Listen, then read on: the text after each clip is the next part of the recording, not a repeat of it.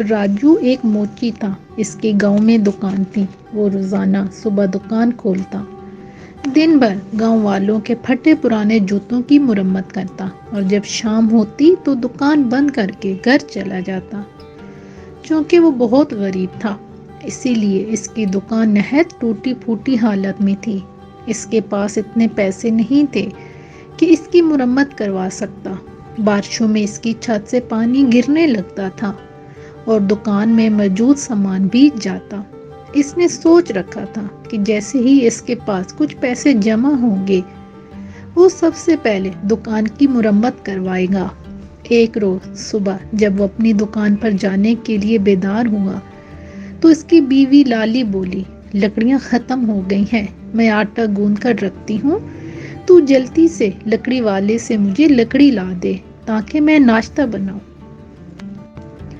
راجو نے 2 چپکے پانی کے منہ پر مارے اور گاؤں کی لکڑیوں کی ٹال کی جانب روانہ ہو گیا.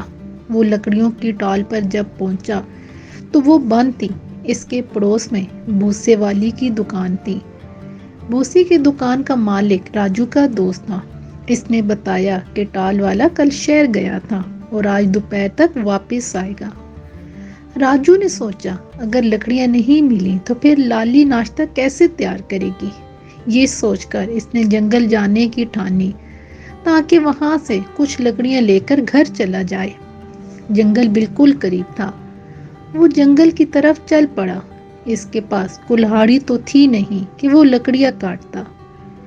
اسی لیے جنگل میں پہنچ کر اس نے بہت ساری خشک جھاڑیاں جمع کر لیں.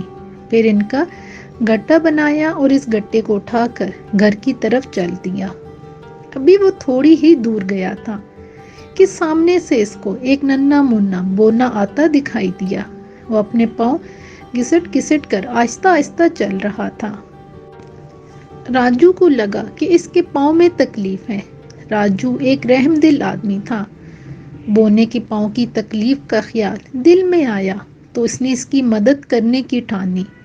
اس نے جھاڑیوں کا گٹا زمین پر رکھا اور بونے کے قریب آنے کا انتظار کرنے لگا.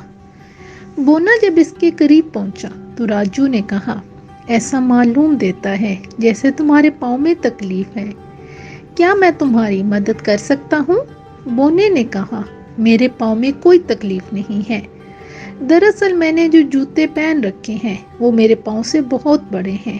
میں تیز تیز چلنے کی کوشش کرتا ہوں تو یہ پاؤں سے اتر جاتے ہیں. راجو نے اس کی بات سن کر اس کے پاؤں پر ایک نظر ڈالی. بونے کے پاؤں تو چھوٹے چھوٹے تھے مگر اس نے جوتے اتنے بڑے پہنے ہوئے تھے جیسے خود راجو پہنتا تھا. اتنے بڑے جوتے پہننے کی وجہ سے ہی بونا زمین پر پاؤں گھسٹ گھسٹ کر چل رہا تھا. راجو نے کہا، اتنے بڑے جوتے پہن کر چلنا پھرنا بہت تکلیف دہ کام ہے. یہ جوتے تو تمہارے بہت بڑے ہیں، تمہیں کہاں سے ملے؟ بونے نے جواب دیا، میں بونوں کی دنیا میں رہتا ہوں. ہماری دنیا سامنے والے پہاڑوں کے پیچھے ہے. میرا کسی سے تمہاری دنیا میں آنا ہوا. یہاں پہنچنے کے لیے پہلے تو مجھے پہاڑ پر چڑھنا پڑا اور پھر اترنا بھی پڑا. اس وجہ سے میں بہت تھک گیا تھا. میرے سامنے ایک جنگل تھا. جنگل میں پہنچ کر تھوڑا سا آرام کرنے کی غرض سے میں ایک درخت کی ٹھنڈی چھاؤں میں گھاس پر لیٹ گیا. اپنے جوتے اتار کر میں نے اپنے قریب ہی رکھ لیے تھے. میری تھوڑی دیر کے لیے آنکھ لگ گئی تھی. جب میں سو کر اٹھا تو میرے جوتے غائب تھے. میں نے گھبرا کر ادھر ادھر دیکھا. میری نظر سامنے درخت پر بیٹھے ایک بڑے سے بندر پر پڑی. وہ دانت نکال کر مجھے دیکھ رہا تھا اور اس نے میرے جوتے پہنے ہوئے تھے. میں اس کی طرف لپکا تو وہ درختوں کی شاخوں پر جھولتا ہوا وہاں سے غائب ہو گیا. میں بہت پریشان تھا. جنگل میں جا بجا کانٹے اور چھوٹی چھوٹی کنکریاں پڑی ہوتی ہیں. میں بغیر جوتوں کے ان پر چل بھی نہیں سکتا تھا لیکن مجبوری تھی. میں نے اپنا سفر پھر شروع کیا. ابھی میں تھوڑی ہی دور گیا تھا کہ ایک جگہ مجھے جھاڑیوں میں یہ جوتے پڑے نظر آئے. شاید کسی قافلے نے وہاں پڑاؤ ڈالا تھا کیونکہ وہاں پر بہت سے مٹی کے ٹوٹے ہوئے برتن اور دوسری اشیاء بھی پڑی ہوئی تھیں. یہ جوتے پھٹے پرانے تھے مگر میں نے انہیں غنیمت جانا اور انہیں پہن کر اپنے سفر پر روانہ ہو گیا۔ راجو نے کہا، یہ جوتے تو بہت ہی تکلیف دہ ہیں، مگر فکر کی بات نہیں، تم میرے ساتھ چلو، میں جوتے بناتا ہوں۔ آج میں اپنا کام نہیں کروں گا، تمہارے لیے خوبصورت سے جوتے بناؤں گا، انہیں پہن کر تم بہت آرام محسوس کرو گے۔ اس کی بات سن کر بونا کچھ فکر مند ہو گیا اور بولا، میں تو بونوں کی دنیا میں رہتا ہوں، میرے پاس وہاں کے پیسے ہیں، مگر یہ پیسے تمہاری دنیا میں نہیں چلیں گے۔ یہ کہہ کر بونے نے اپنی جیب میں ہاتھ ڈال کر بونوں کی دنیا کے پیسے نکال کر راجو کو دکھائے۔ راجو نے دیکھا کہ اس کی ہتھیلی پر پیتل کے بنے ہوئے چھوٹے بڑے چوکور ٹکڑے رکھے تھے، ان پر نہ تو کوئی تصویر تھی، نہ ہی کچھ لکھا ہوا تھا۔ راجو ایک اچھا آدمی تھا، اس نے بونے سے کہا، ہاں، اس طرح کے پیسے ہمارے یہاں نہیں چلتے، لیکن میں تمہارے لیے پھر بھی جوتے بناؤں گا، تم پیسوں کی طرف سے فکر مت کرو، سمجھنا وہ جوتے میری طرف سے تمہارے لیے ایک تحفہ ہوں گے۔ بونا یہ سن کر خوش ہو گیا۔ راجو اسے ساتھ لے کر گھر آیا اور جنگل سے لائی ہوئی جھاڑیوں کا گٹا چولہے کے پاس رکھ دیا۔ راجو کے ساتھ ایک بونے مہمان کو دیکھ کر لالی نے جلدی سے چولہا جلایا اور ناشتہ تیار کرنے لگی۔ ناشتے کے بعد راجو بونے کو لے کر اپنی دکان پر آیا اور اس کے جوتے بنانے میں مصروف ہو گیا۔ دوپہر تک جوتے تیار ہو گئے تھے، وہ نہایت نرم و ملائم کھال سے بنے تھے اور بونے کی پنڈلیوں تک لمبے تھے۔ بونے نے انہیں پہن کر دیکھا، خوش ہو گیا اور بولا، راجو تمہارا بہت بہت شکریہ، تم نے بہت خوبصورت اور آرام دہ جوتے بنائے ہیں، تم ایک بہت اچھے انسان ہو، میں تمہیں ہمیشہ یاد رکھوں گا۔ اب میں تاکہ رات ہونے سے پہلے اپنے گھر پہنچ جاؤں۔ راجو نے اسے خدا حافظ کہا اور دوبارہ اپنے کام میں مصروف ہو گیا۔ اس بات کو بہت دن ہو گئے، راجو اس بونے کو بھول بھال گیا تھا۔ اچانک ایک روز رات کو اس کے گھر کے دروازے پر دستک ہوئی۔ راجو نے دروازہ کھولا اور یہ دیکھ کر بہت خوش ہوا کہ وہی بونا اس کے دروازے پر کھڑا ہے۔ سامنے ایک چھوٹی سی بگھی کھڑی تھی۔ بونا اس بگھی میں سوار ہو کر آیا تھا، بونے کو لے کر گھر میں آیا۔ لالی بھی بونے کو دوبارہ اپنے گھر میں دیکھ کر بہت خوش ہوئی۔ اس نے گڑ کے میٹھے چاول بنائے تھے، اس نے وہ چاول بونے کے آگے رکھے۔ بونے کو میٹھے چاول بہت پسند تھے، اس نے لالی کا شکریہ ادا کیا اور چاول کھانے میں مصروف ہو گیا۔ کھانے کے بعد اس نے راجو سے کہا، راجو تمہارے بنائے ہوئے جوتوں کی میرے ملک میں ہر طرف دھوم مچ گئی ہے، وہاں کے تو سب لوگ چاول یا پھر گندم کے سوکھے پودوں سے بنے جوتے پہنتے ہیں، ایسے شاندار چمڑے کے بنے ہوئے خوبصورت جوتے انہوں نے کبھی نہیں دیکھے تھے۔ ان جوتوں کی خبر شاہی محل میں بھی پہنچ گئی ہے، ہمارے بادشاہ نے مجھے تمہارے پاس بھیجا ہے اور کہا ہے کہ تم ان کے ملکہ کے اور ان کے بچوں کے جوتے بناؤ گے، اسی لیے میں تمہیں لینے آیا ہوں، بس اب چلنے کی تیاری شروع کر دو، ہمارا بادشاہ اس کام کا تمہیں بہت سارا انعام دے گا۔ بونے کی باتیں سن کر راجو کو بہت خوش ہوا، اس نے کہا، ہاں ہاں، میں ضرور تمہارے ساتھ چلوں گا، اسی بہانے میں بونوں کی دنیا بھی دیکھ لوں گا، سنا ہے بونوں کی دنیا بہت خوبصورت ہے، سب لوگ بہت پیار محبت سے رہتے ہیں۔ راجو تم نے ٹھیک سنا ہے، ہماری دنیا کے لوگ بہت اچھے ہیں، بالکل تمہاری اور تمہاری بیوی کی طرح، تم نے بھی تو میرے ساتھ بہت اچھا سلوک کیا تھا، میرے پاس تمہیں دینے کے لیے ایک پیسہ بھی نہیں تھا، اس کے باوجود بھی تم نے میرے جوتے بنا کر دیے، تمہاری بیوی بھی بہت اچھی ہے، اس نے میری بہت خاطر کی تھی، بونے نے کہا۔ راجو اس کی بات سن کر بولا، ہم نے جو کیا تھا وہ ہمارا فرض تھا، ویسے بھی کسی کے کام آنا بہت اچھی بات ہے۔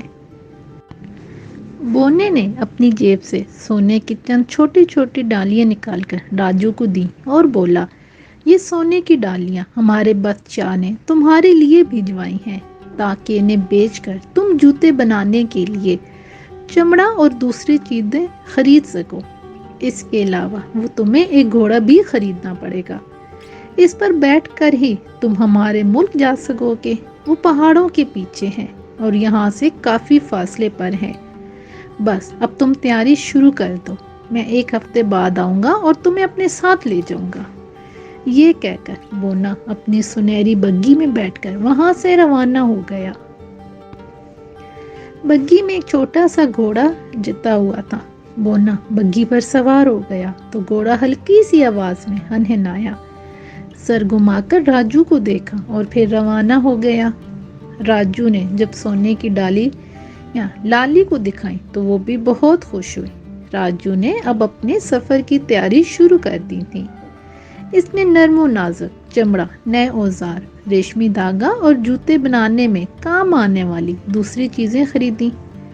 اس نے سواری کے لیے ایک گھوڑا بھی خرید لیا تھا۔ اس سے اس بات کی بہت خوشی تھی کہ اس کے کام کو بونوں کی دنیا میں بھی پسند کیا گیا تھا۔ اب اسے بونے کی آمد کا انتظار تھا۔ آخر خدا خدا کر کے 1 ہفتہ گزرا اور ایک صبح بونا اپنی بگھی میں سوار اس کے گھر آ پہنچا۔ راجو تو تیار ہی بیٹھا تھا۔ اس نے لالی کو خدا حافظ کہا اور بونے کے ساتھ چل پڑا۔